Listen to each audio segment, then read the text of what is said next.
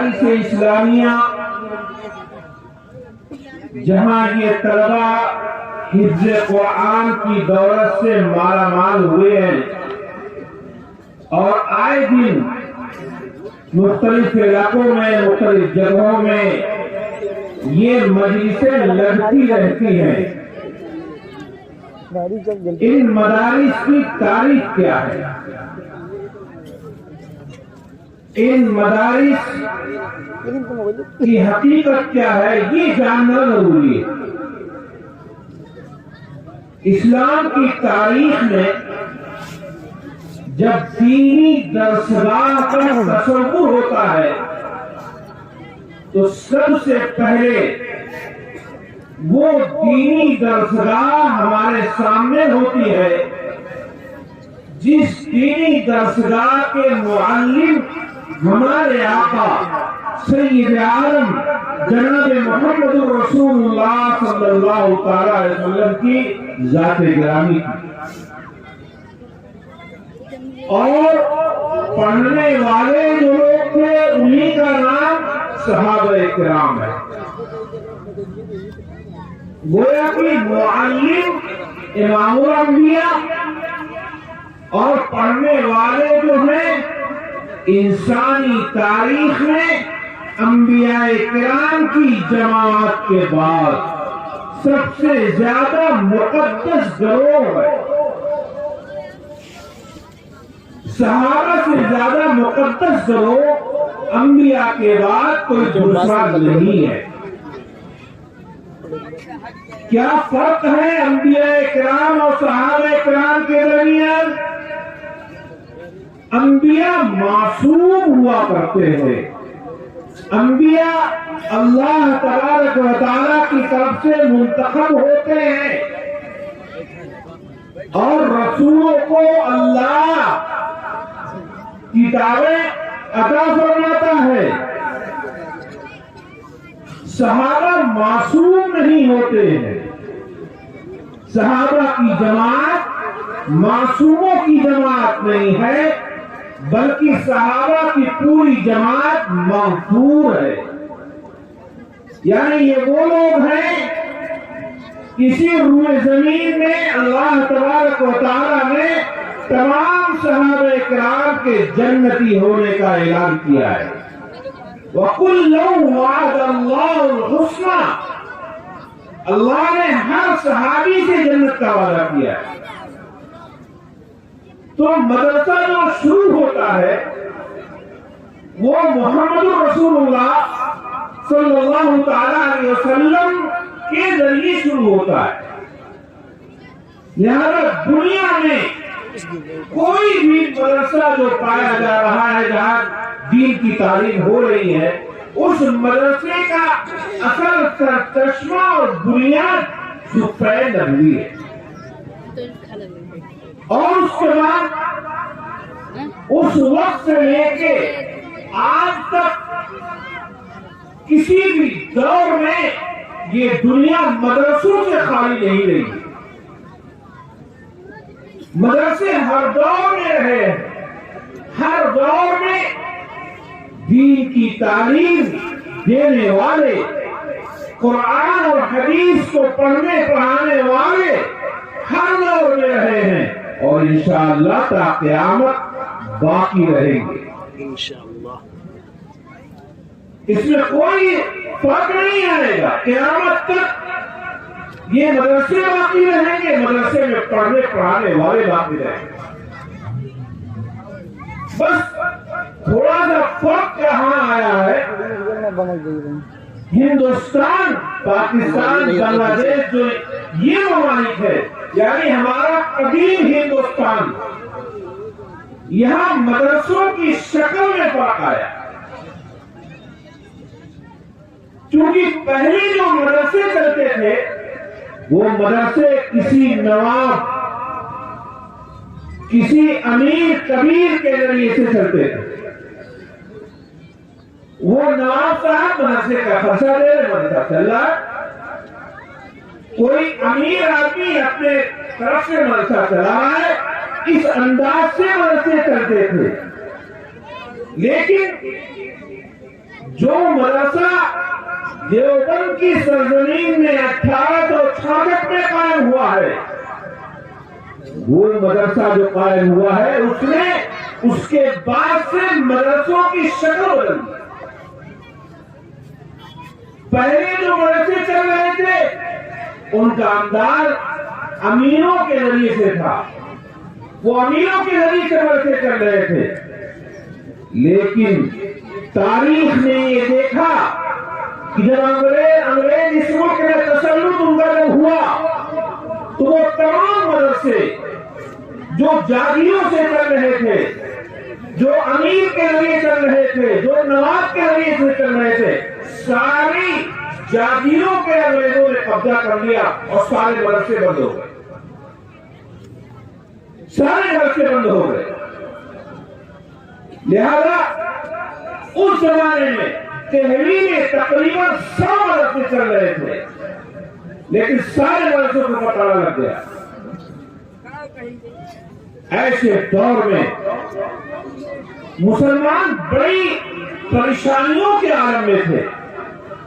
مسئلہ یہ تھا کہ قرآن اور حدیث یہ تعلیم جاری کیسے رہے گی، اور بہت بڑی تعداد ایسی تھی کہ جو مجاہدین آزادی تھے، جو ہندوستان میں آزادی کے لیے اپنی جان دینے والے تھے، ان کی اولاد کے لیے انگریز انتظام کر رہے تھے کہ یہ ان کی اولاد ہمارے ہاتھ میں آ جائے، اور جب ان کی اولاد ہمارے ہاتھ میں آ جائے گی تو انگریز نے اعلان کیا تھا کہ تم اپنی اولاد کو ہمیں دے دو، ہم ان کو کھانا مفت دیں گے، کپڑا مفت دیں گے، تعلیم مفت دیں گے۔ انگریز نے جب اعلان کیا اور مجاہدین آزادی کے بچے انگریزوں کے ہاتھ میں جانے لگے، بہت بڑی تعداد چلی گئی۔ ایسے دور میں حجت الاسلام والمسلمین حضرت مولانا محمد قاسم نانوتوی رحمۃ اللہ تعالی علیہ کھڑے ہوتے ہیں، میدان میں آتے ہیں، اور آپ نے انگریز کے اعلان کے مقابلے میں اعلان کیا اور لوگوں سے کہا کہ اے مسلمانوں، اپنے بچوں کو تم میرے حوالے کرو، ہمارے حوالے کرو، ہم بچوں کو تعلیم مفت دیں گے، کھانا مفت دیں گے، کپڑا مفت دیں گے۔ بالکل اس کے دو بدو اعلان کیا۔ انگریز کے پاس تو حکومت تھی، پیسہ تھا، مال تھی، دولت، مولانا قاسم کے پاس کہاں تھا؟ لیکن مولانا قاسم نانوتوی رحمۃ اللہ تعالی علیہ نے یہ جو اعلان کیا تو کہا کہ اب مدرسہ ہم جو چلائیں گے وہ مدرسہ کسی رئیس کے ذریعے سے نہیں چلے گا، کسی نواب کے ذریعے سے نہیں چلے گا، بلکہ عام مسلمانوں کے چندے سے مدرسہ چلے گا۔ عام مسلمانوں سے ہم بھیک مانگیں گے، چندہ کریں گے، ان کے ذریعے سے مدرسہ چلائیں گے۔ میرے بھائیوں، یہیں پہ رک کے میں آپ کو ایک بات بتا دوں کہ جب تک مدرسہ کسی امیر کے ذریعے سے چلتا رہا، کسی بھی دور کا جو ظالم سامنے آیا ہے اس نے امیر کا ہاتھ پکڑا، مدرسہ بند ہو گیا، مدرسے پہ تالا لگ گیا۔ لیکن مولانا قاسم نانوتوی رحمۃ اللہ علیہ نے فرمایا کہ نہیں، میں آپ کو یہی بتاؤں، 1857 میں کلکتے میں ایک مدرسہ تھا جس کا نام تھا مدرسہ عالیہ کلکتہ۔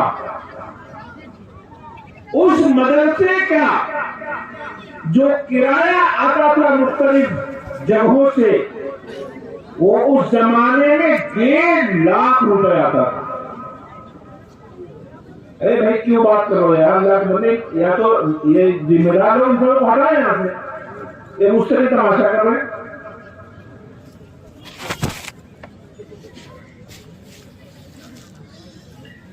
1.5 لاکھ روپے کرایہ آ رہا تھا مدرسہ عالیہ کلکتہ کا۔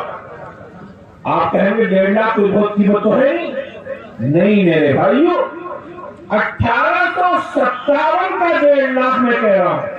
اس زمانے میں ایک بکری کی قیمت 8 آنے ہوا کرتی تھی. ایک بکری 8 آنے میں وہ خرید رہے تھے. اسی مجمع میں بہت سے ضعیف حضرات جو 70 سال 80 سال کے ہوں گے، وہ جو اپنے زمانے کی بات بتانے لگیں گے تو لوگ ہنسنے لگیں گے کہ صاحب ہم 5 روپے کے اندر یہاں سے الہ آباد چلے جاتے تھے، کرایہ بھی ہو جاتا تھا اور پیسہ بچ بھی آتا تھا، راستے میں کھانا بھی کھا لیتے تھے. میں بتا رہا ہوں کہ 1.5 لاکھ روپے یہ 1857 کا ہے. جس زمانے میں ایک بکری کی قیمت 8 آنے 4 آنے رہی ہو، اس زمانے میں 1.5 لاکھ کی قیمت کتنی زیادہ رہی ہوگی. لیکن انگریز آیا اور اس نے ہاتھ رکھا، مدرسہ بند ہو گیا. آج ہندوستان کا کوئی بھی فرقہ ہو، کوئی بھی جماعت ہو، مسلمانوں کی کوئی بھی جماعت ہو، چاہے وہ دارالعلوم دیوبند سے متفق نہ ہو، لیکن اگر وہ جماعت مدرسہ چلا رہی ہے، اگر وہ تنظیم ادارہ چلا رہی ہے اور چندے سے چلا رہی ہے، اس کا مطلب یہ ہے کہ مولانا قاسم نانوتوی کے اصول پر چل رہی ہے. چاہے وہ اپنے میں کچھ بھی کہیں، یہ چندے کے ذریعے سے مدرسہ چلانے کا نظام جو بنایا ہے وہ مولانا قاسم نانوتوی رحمۃ اللہ تعالی نے بنایا. اور یہ کہا کہ چونکہ انگریز مدرسوں پہ قبضہ کر لیا ہے، ان تمام مدرسوں پہ جو نوابوں کے ذریعے سے چل رہے تھے، جب ہم مدرسہ بنائیں گے کسی ایسے آدمی کے اوپر اعتماد کیے بغیر، کسی نواب پر اعتماد کیے بغیر، تو ہمارا جو مدرسہ ہوگا یہ عوام کے چندے سے چلے گا. کسی نے 10 روپے دیا، کسی نے 100 روپے دیا، کسی نے 50 روپے دیا ہے، تو کوئی بھی ظالم بڑے سے بڑا ظالم کھڑا ہو جائے گا، لیکن ان مدرسوں کو بند نہیں کر پائے گا. حتیٰ کہ ایک دینے والا مر جائے گا، دوسرا دینے والا پیدا ہو جائے گا. دارالعلوم دیوبند جب قائم ہوا تو نظام حیدرآباد جو بہت بڑا رئیس و کبیر تھا، اس نے دارالعلوم دیوبند کے ذمہ داروں سے کہا کہ آپ چندہ نہ کیجیے، بلکہ اپنا حساب بتا دیجیے کہ پورے سال میں آپ کا کتنا خرچہ ہے، آپ کا پورا خرچہ ہم دے دیا کریں گے. دارالعلوم کے ذمہ داروں نے کہا نہیں صاحب، آپ کو جو چندہ دینا ہو بحیثیت مسلمان آپ چندہ دیجیے، لیکن آپ کے اوپر منحصر نہیں ہوگا. کیوں؟ آپ مر جائیں گے پھر ہم کس کے پاس جائیں گے؟ آپ کل بند کر دیں گے ہم کس کے پاس جائیں گے؟ آپ اگر بند کر دیا معاملہ کس کے پاس ہم جائیں گے؟ پھر آخر میں آپ کو ایک واقعہ سناتا ہوں. دارالعلوم دیوبند قائم ہی ہوا تھا 4 شکستوں کے بعد قائم ہوا ہے. میں تاریخ پہ بہت تیزی کے ساتھ گزر رہا ہوں کیونکہ وقت زیادہ نہیں ہے. سب سے پہلی شکست مسلمانوں کو ہوئی ہے سن 1757 میں ہوئی ہے. نواب سراج الدولہ شہید ہوئے انگریزوں کے خلاف. دوسری شکست ہوئی ہے 1799 میں ہوئی ہے، سلطان ٹیپو شہید ہوئے ہیں انگریزوں سے لڑتے ہوئے. تیسری شکست ہوئی ہے 1831 میں، سید احمد شہید اور مولانا اسماعیل شہید، ان کی شہادت ہوئی ہے اور بالاکوٹ پہ ناکامی ہوئی ہے. چوتھی شکست ہوئی ہے 1857 میں، اور 1857 میں جن بزرگوں کو شکست سے دوچار ہونا پڑا ہے انہی میں سے حجت الاسلام والمسلمین مولانا محمد قاسم نانوتوی. لہذا 4 شکستوں کے بعد اسلام کی حفاظت کرنا، ایسے ماحول میں حفاظت کرنا کہ انگریز اسلام کو ختم کرنے میں لگا ہوا ہے. میرے بھائیوں، عام طور پہ لوگوں کو معلوم نہیں ہے کہ اتنی بڑی جماعت علماء کی کیوں میدان میں آئی تھی.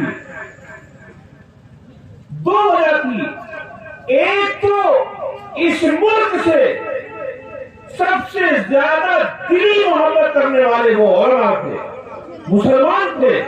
اور میں یہ کہتا ہوں آج کے دور میں جو فرقہ پرست طاقتیں مسلمانوں پر الزام لگاتی ہیں، میں صاف لفظوں میں کہتا ہوں کوئی میڈیا کا ذمہ دار ہو تو میری بات کو لکھو.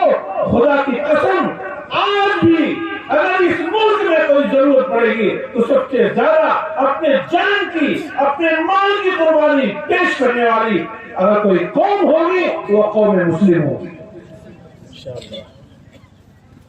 کوئی دوسری قوم آپ کو نہیں ملے گی.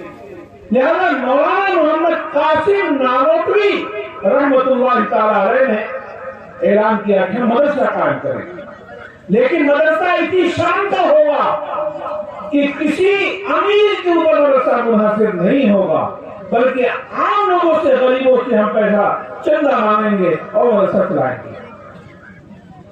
اس طرح سے مدرسہ ہوا. کسی نے پوچھا کہ حضرت مدرسہ آپ کیوں قائم کر رہے ہیں؟ فرمایا کہ چونکہ 1857 کی جنگ آزادی میں 1857 کی جنگ آزادی کو بہت سے لوگ جہالت میں غدر کہہ دیتے ہیں کہ غدر 1857 غدر 1857. نہیں میرے بھائیوں، غدر تو انگریز نے کہا تھا، آپ کو غدر کہنے کی ضرورت نہیں ہے، بلکہ وہ جہاد آزادی ہے. مدرسوں پہ الزام لگانے والے، مدرسوں کو بری نگاہ سے دیکھنے والے سنیں کہ مولانا قاسم نانوتوی سے کسی نے پوچھا کہ آپ نے مدرسہ کیوں قائم کیا؟ فرماتے ہیں کہ 1857 کی جہاد آزادی میں کیونکہ اتنے زیادہ مسلمان اور اتنے علماء شہید ہو گئے کہ اب جنگ آزادی کے لیے ہم کو مجاہدین کی جماعت نہیں مل رہی ہے، اس لیے ہم مدرسہ قائم کر رہے ہیں. اے لوگوں، کوئی ایک مثال پیش کرو. پوری تمام ہندوستان کی تمام قوموں کو میں چیلنج کرتا ہوں، کوئی ایک مثال پیش کرو کہ تمہارے یہاں کسی نے یہ اعلان کیا ہو کہ ہندوستان کے خلاف انگریزوں کے وہاں کا جو محاذ ہے ہم ان سے ٹکرانے کے لیے ادارہ قائم کر رہے ہیں. نہیں ملے گی کوئی مثال، صرف مدرسے ملیں گے، صرف مدرسے ملیں گے.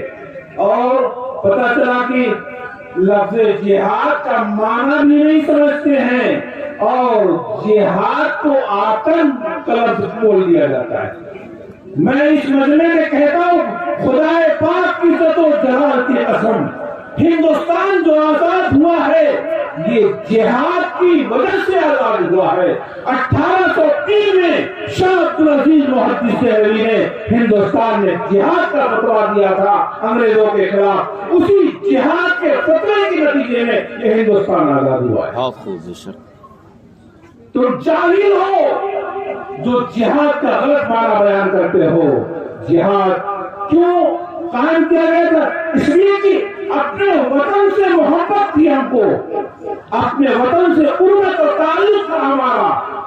اور ہم آج بھی کہتے ہیں کوئی دوسرا ملک چاہے وہ ملک پاکستان کیوں نہ ہو، اگر اس ہندوستان کی طرف نگاہ اٹھائے گا تو سب سے پہلے علماء اس کا جواب دیں گے، یہ مسلمان اس کا جواب دیں گے انشاءاللہ. ہم اپنے ملک کے سلسلے میں ہم ادنیٰ درجے کی کسی کے خلاف ورزی برداشت کرنے کے لیے تیار نہیں ہیں. کیوں؟ ہمارے مدرسوں کی تاریخ یہ ہے، ہمارے مدرسوں کی یہی تاریخ ہے. ایسے سچے وفادار دنیا میں کہیں پیدا نہیں ہوتے. میں کہہ رہا ہوں اور میں تاریخ کا ایک طالب علم ہونے کی بنا پہ کہتا ہوں، کسی کی مجال نہیں ہے کہ وہ تاریخ کو جھٹلا دے. دارالعلوم دیوبند کے سارے سپوت ہندوستان میں انگریزوں کے خلاف میدان میں آئے. سب سے پہلے طالب علم ہیں شیخ الہند مولانا محمود حسن دیوبندی رحمۃ اللہ علیہ. سب سے پہلے طالب علم ہیں جو انار کے درخت کے نیچے دیوبند میں ایک چھوٹی سی مسجد چھتا، اس میں ایک انار کا درخت تھا. اسی انار کے درخت کے نیچے ایک طالب علم جس کا نام محمود حسن ہے اور پڑھانے والا بھی محمود حسن ہے، لہذا محمود کے مطلب قابل تعریف، پڑھانے والا بھی قابل تعریف تھا اور جو پڑھ رہا تھا وہ بھی قابل تعریف تھا، لہذا نتیجہ کا آنا تو قابل تعریف ہوگا ہی۔ نتیجہ ایسا قابل تعریف ہوا ہے کہ محرم کے مہینے میں مدرسہ قائم ہوتا ہے اور رمضان مبارک کے قریب جب امتحان ہوا ہے تو صرف ایک دو درسگاہ نہیں، سارے دور حدیث تک کا امتحان ہوا ہے مدرسے کے اندر۔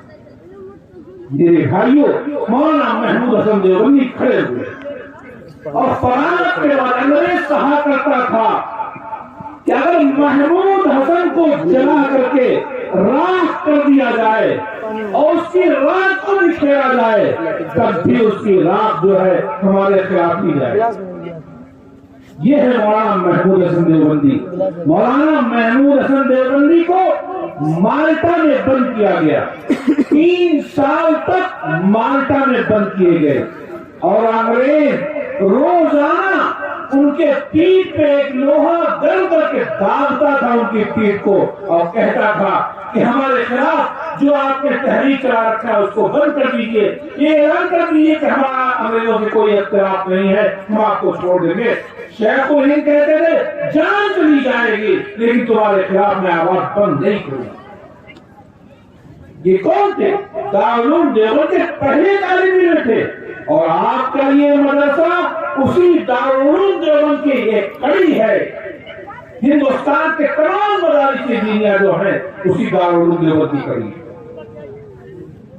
شیخ الہند کا انتقال 1920 میں ہوا، اس کے بعد ان کی جگہ سنبھالنے والے شیخ الاسلام والمسلمین، شیخ العربی والعجم حضرت مولانا سید حسین احمد مدنی رحمۃ اللہ علیہ، اور انہوں نے باقاعدہ طور پہ پورے ہندوستان کے اندر انگریزوں کے خلاف ہنگامہ برپا کر رکھا، بلکہ گاندھی جی نے گورکھپور کے ایک اخبار میں باقاعدہ لکھا تھا کہ اگر 2 شخصیتیں نہ ہوتی تو یہ ہندوستان کبھی آزاد نہ ہوتا۔ ان میں لکھا ہے کہ ایک تو مولانا محمود حسن دیوبندی، دوسرے مولانا حسین احمد مدنی، اگر یہ 2 لوگ نہ ہوتے تو ہندوستان کبھی آزاد نہ ہوتا۔ میں آپ سوچیں گے کہ یہ کوئی 15 اگست کا موقع تو ہے نہیں، مولانا کیوں یہ تاریخ نہیں، میں آپ کو یہ بتا رہا ہوں کہ مدرسوں کی تاریخ کیا ہے۔ آج مدرسوں میں انسانوں میں جانے والوں کا دماغ صاف ہونا چاہیے کہ مدرسے سے کیسے لوگ پیدا ہوئے ہیں۔ شیخ الاسلام والمسلمین مولانا حسین احمد مدنی رحمۃ اللہ علیہ نے فتویٰ دیا تھا کہ انگریز کے فوج میں بھرتی ہونا حرام، انگریزی سامان کا استعمال کرنا حرام۔ مقدمہ چلایا گیا اور کراچی باقاعدہ بلایا گیا حضرت کو۔ انگریز نے کہا کہ آپ کو پتا ہے آپ کے اس فتوے کی وجہ سے آپ کی سزا کیا ہوگی، یہ پھانسی کا پھندا ہے، ابھی آپ کو لٹکایا جائے گا۔ حضرت شیخ الاسلام والمسلمین شیخ العربی والعجم نے پوچھا کیا آپ نے یہ فتویٰ دیا ہے؟ حضرت فرماتے ہیں یہ کیا کہتے ہو کہ دیا ہے، میں نے کل بھی یہ فتویٰ دیا تھا، آج بھی یہ فتویٰ دے رہا ہوں اور جب تک زندہ رہوں گا یہ فتویٰ دیتا رہوں گا۔ یہ تھے مدرسوں میں پیدا ہونے والے۔ مدرسوں کو بری نگاہ سے دیکھنا بند کرو، مدرسوں پہ الزامات لگانا بند کرو۔ اگر تم الزامات مدرسوں پہ لگا رہے ہو تو تم مدرسوں کی تاریخ سے جاہل ہو، تمہیں پتہ نہیں ہے مدرسوں کی تاریخ۔ مولانا حسین احمد مدنی کو جب پھانسی کا پھندا دکھایا گیا اور اس کے بعد پولیس افسران گولیاں لے کے کھڑے ہوئے تھے، مولانا حسین احمد مدنی نے فرمایا لیے پھرتی ہے بلبل اپنے چوچ میں گل، شہید رات کی تربت کہاں ہے۔ کھلونا سمجھ کے نہ برباد کرنا ہم بھی کسی کے بنائے ہوئے ہیں۔ حضرت نے جب ایسے اشارہ آسمان کی طرف کیا ہے، اس مجمع میں موجود لوگوں نے کہا ہے ایسا ہے جیسے زمین سے آسمان تک دھواں دھواں دکھائی دے رہا۔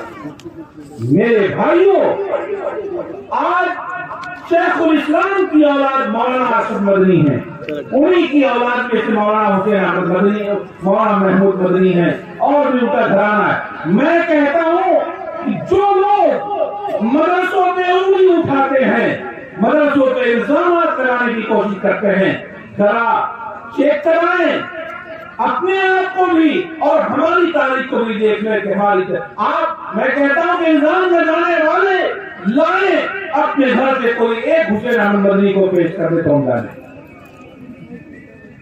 میرے بھائیوں، ہندوستان آزاد ہوا اور ایک مسئلہ آتا ہے کہ بٹوارا ہو گیا۔ یاد رکھیے، بٹوارے کے خلاف، اس ملک کے بننے کے خلاف بہت بڑا کردار ادا کیا تھا شیخ الاسلام مولانا حسین احمد مدنی نے۔ صرف اسی کردار کی بنا پر جو لوگ وہ ملک بنانا چاہ رہے تھے، باقاعدہ مولانا مدنی کے گلے میں جوتے کا ہار ڈالا تھا اور ان کے چہرے پہ تھوکا تھا، تھپڑ مارا تھا۔ مولانا نے فرمایا ہم سب کچھ برداشت کر سکتے ہیں لیکن ہندوستان کا بٹوارا برداشت نہیں کرتے۔ تو مسلمانوں کا کردار، علماء کا کردار، مدارس کا کردار بہت واضح ہے۔ دارالعلوم دیوبند کو ایک خط آتا ہے، یہ ہمارے بہت سے علماء یہاں بیٹھے ہوئے ہیں، میں ان کی یاد دہانی کے لیے بتا رہا ہوں۔ دارالعلوم دیوبند کو ایک خط آتا ہے نواب حیدرآباد کا۔ انگریزوں نے اس سے کہا تھا کہ تم دارالعلوم دیوبند میں چندہ دیتے ہو، لہذا دارالعلوم دیوبند سے مولانا حسین احمد مدنی کو نکلواؤ، اس لیے کہ ہمارے خلاف ہم محل بنائے ہوئے ہیں۔ تو اس نے خط لکھا، اس زمانے میں محتمم کے قاضی محمد طیب صاحب رحمۃ اللہ علیہ، حضرت حکیم الاسلام جو مولانا قاسم نانوتوی کے سگے پوتے تھے، ان کے نام خط آیا۔ جب خط آیا کہ مولانا حسین احمد مدنی کو دارالعلوم سے نکالیا، مولانا قاری محمد طیب صاحب رحمۃ اللہ علیہ نے اس کا جواب جو دیا ہے وہ حکیم الاسلام تھے، بڑا حکیمانہ جواب دیا ہے۔ نظام حیدرآباد کو کہا کہ ایسا ہے کہ اگر ہم مولانا حسین احمد مدنی کو نکال دیں گے جس کی وجہ سے آپ نکلوا رہے ہیں تاکہ انگریزوں کو کچھ سکون مل جائے گا، تو سکون نہیں مصیبت اور کھڑی ہو جائے گی۔ اس لیے کہ مولانا حسین احمد مدنی ہمارے یہاں 7 دن پڑھاتے ہیں، ہفتے میں 6 دن پڑھاتے ہیں، سنیچر سے لے کے جمعرات تک پڑھاتے ہیں، صرف جمعہ کا دن خالی ہوتا ہے، اس دن نکلتے ہیں انگریزوں کے خلاف۔ اگر ہم نے ان کو دارالعلوم دیوبند سے نکال دیا، ان کا 7 دن فری ہو جائے گا۔ لہذا جس کو 7 سال میں بھاگنا ہوگا وہ 1 ہی سال میں بھاگ جائے گا۔ اس لیے عافیت یہی ہے کہ آپ ان کو دارالعلوم میں رہنے دیجیے۔ اگر آپ انگریز کے ہمدرد ہیں ان کو دارالعلوم میں رہنے دیجیے، یہ جواب دیا۔ لیکن اسی طرح سے اس خط کی اطلاع مل گئی شیخ الاسلام مولانا حسین احمد مدنی رحمۃ اللہ علیہ۔ جب مولانا مدنی کو اس کی اطلاع ملی، مولانا نے قاری صاحب سے پوچھا کہ قاری صاحب سننے میں آیا ہے کہ کوئی خط آیا ہے، تو بتایا کہ جی ہاں خط آیا تھا، میں نے جواب یہ دے دیا ہے۔ فرمایا نہیں، نظام حیدرآباد کو آپ دوبارہ خط لکھیے اور کہیے اب تک دارالعلوم نے جتنا پیسہ دیا ہے اس کا حساب پیش کرے، اسی دن پیسہ واپس کیا جائے گا۔ کیوں؟ دارالعلوم دیوبند اور اس کے نہج پہ قائم ہونے والے مدرسے کسی ہندوستان کی عظمت کی بحالی کے لیے کبھی بھی ادنا درجہ کسی کو برداشت نہیں کیا. نہیں، ہم اس ملک میں کی عظمت چاہتے ہیں. ہم یہ چاہتے ہیں کہ ہمارے ملک سے انگریز جائے، چاہے کچھ بھی ہو جائے، ہم یہ برداشت کرنے کے لیے تیار نہیں ہے. لیکن میرے بھائیوں، میں ایک بات تو آپ کے سامنے یہ کہہ رہا ہوں، ایک تاریخ کی جھلک دکھا رہا ہوں، کیونکہ زیادہ ٹائم ہے نہیں ہے اور شاید کہ ٹائم پورا ہو گیا. میں آپ کو تاریخ کی جھلک دکھا رہا تھا کہ مدرسوں میں ہم آتے ہیں، مدرسوں میں پڑھنے والے بچوں سے ہمارا سابقہ ہے، چندے والے صدیوں سے سابقہ ہے. تو آپ پہلی بات تو یہ جانیے کہ مدرسے والے کیوں چندہ لینے کے لیے آپ کے پاس جا رہے ہیں. یاد رکھیے، اگر یہ مدرسے والے آپ کے پاس چندے کے لیے جائیں، آپ استقبال کیجئے. کیوں؟ اگر یہ چندے والے مدرسے ختم ہو گئے، چندے سے چلنے والے مدرسے ختم ہو گئے، میرے بھائیوں بہت قریب وہ زمانہ گزرے گا کہ آپ کے گھروں میں کوئی لا الہ الا اللہ کہنے والا نہیں ہوگا. اس لیے استقبال کیجیے ان کا. ایک بات اور بتاؤں، تعلیم کوئی بری نہیں ہے، لیکن اپنے بچوں کو جہاں آپ تعلیم دلاتے ہیں، انگریزی تعلیم، آپ اپنے بچوں کو اس سے پہلے مدرسے میں داخل کیجیے. کیوں؟ ایک واقعہ سنیے. ایک پروفیسر صاحب تھے، 2 سبجیکٹ سے انہوں نے پی ایچ ڈی کر رکھا تھا. ان کے باپ کا انتقال ہوا، میت سامنے ہے اور ساروں قطار ہو رہے ہیں. لوگوں نے بہت سمجھایا کہ صاحب آپ تو پڑھے لکھے ہیں، آپ اتنا زیادہ کیوں ہو رہے ہیں؟ کہا کہ نہیں، میں اس لیے نہیں ہو رہا ہوں کہ مجھے یہ معلوم ہے کہ میرے والد سے نہیں، میں اس لیے ہو رہا ہوں میرے باپ نے 2 سبجیکٹ سے پی ایچ ڈی تو کرایا، لیکن میرے باپ نے مجھے اس قابل نہیں بنایا کہ آج میں اپنے باپ کی نماز جنازہ پڑھا سکوں.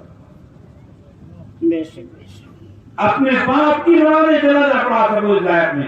اے لوگوں، اس مجمع میں موجود تمام لوگ جو ہماری مائیں بہنیں، وہ بھی ارادہ کریں کہ انشاءاللہ ہم اپنی اولاد کو اس لائق ضرور بنائیں گے جو ہماری نماز جنازہ پڑھانے کے لیے آئیں گے. آپ مدرسوں کی اہمیت کو جانیے اور مدرسوں کا تعاون کیجیے. آپ یہ سمجھ آج ہوتا ہے، ایک چیز دیکھ کر کے مجھے بڑی تکلیف ہوئی. آپ کا یہ مدرسہ نہ معلوم کتنے بچے، آپ کے کتنے بچے ایسے ہوں گے جن کا کلمہ، نماز، دعائیں کی درست ہوئی ہوں گی، لیکن مدرسے کے اوپر کمرے بنے ہوئے ہیں، وہاں چھت نہیں ہے. میں تو قسم کھا کے کہہ دوں تو غلط نہیں ہوگا، اگر یہ مجمع طے کر لے تو کوئی کمرہ بغیر چھت کے، بغیر جنگلے کے نہیں رہے گا. یہ مجمع طے کر لے، کوئی ہم چندہ کرانے نہیں بیٹھے. یہ آپ کی ذمہ داری ہے کہ اگر یہ آپ کے بچے کے سینے میں لا الہ الا اللہ کو لکھ رہے ہیں تو آپ کی ذمہ داری ہے ان کی ضرورتیں معلوم کر کے پوری کیجیے. ایک آدمی اپنا گھر بناتا ہے، پورے ایک منزل بنا لیتا ہے، سارے کمرے پہ چھت لگ جاتی ہے، جنگلے لگ جاتے ہیں. کیا اس میں 10 آدمی ایسے نہیں ہیں جو ایک کمرے کی چھت کا ارادہ کر لیں، جو ایک کمرے کے جنگلے کا ارادہ کر لیں؟ میرے بھائیوں، آپ اس ضرورت کو سمجھیے. آپ نہیں سمجھیں گے، آپ کی نسلیں روئیں گی، آپ کی نسلیں روئیں گی. گھروں میں لا الہ الا اللہ پڑھنے والا نہیں ملے گا. ایک واقعہ سنا کر کے میں اپنی بات کو ختم کر رہا ہوں. ہمارے بہت ہی اہم شخصیت ہے، مفتی صاحب تشریف لا چکے ہیں، انشاءاللہ ان کا قیمتی بیان ہونا ہے، ہمارے جیسے لوگوں کو بھی سننا چاہیے. ایک واقعہ میں آپ کو سنا کر اپنی بات کو ختم کر رہا ہوں. ایک آدمی لڑکا مسلمان، وہ بمبئی میں انٹر میں پڑھ رہا تھا. انٹر میں پڑھنے والا لڑکا، اس سے کسی نے پوچھا بیٹے بتاؤ خانہ کعبہ کہاں ہے؟ سوالات آتے رہتے، لوگ پوچھتے خانہ کعبہ کہاں ہے؟ اس نے کہا خانہ کعبہ کشمیر میں بنا ہوا ہے. آپ لوگ ہنسیے نہیں، ہنسنے کا مقام نہیں ہے، یہ رونے کا مقام ہے. آپ کی اولاد آج خانہ کعبہ کو کشمیر میں بتا رہی ہے. اگر آپ نے ان مدرسوں سے تعلق قائم نہیں کیا تو خدا کی قسم آپ کے گھروں میں کوئی سورہ فاتحہ پڑھنے والا نہیں ہے, سورہ فاتحہ پڑھنے والا نہیں ملے گا. میں آپ سے کہتا ہوں دین کی حفاظت کی ذمہ داری آپ کی ہے. ہر فرد اپنے اوپر لے کہ مجھے دین کی حفاظت کرنا ہے, اور میں کسی دہشت گرد سے, میں کسی متعصب سے, میں کسی اسلام دشمن سے مجھ کو کوئی توقع نہیں ہے کہ وہ اسلام کو مٹا دے گا. کیوں؟ اللہ کے پاک رسول جناب محمد رسول اللہ صلی اللہ تعالی علیہ وسلم حدیث قدسی میں فرماتے ہیں لا تقوم الساعة في الارض حتى يقال اللہ اللہ. قیامت قائم نہیں ہوگی جب تک اللہ اللہ کہا جاتا رہے گا. لہذا مدرسے کو مٹانے کی کوشش کرو گے اور اللہ اللہ کہنے سے روکو گے تو ہندوستان میں دنیا تباہ ہو کر رہ جائے گی. اس لیے آخری بات میں کہتا ہوں, جلیں گے ہم تو جل جائے گا سارا گل سے تعمالی. جلیں گے ہم تو جل جائے گا سارا گل سے تعمالی. سمجھ مت سہنے گلشن میں ہمارا ہی آشیانہ ہے. میں اپنی بات انہی چند کلمات پہ مکمل کرتے ہوئے رخصت ہوتا ہوں. وآخر دعوانا الحمدللہ رب العالمین.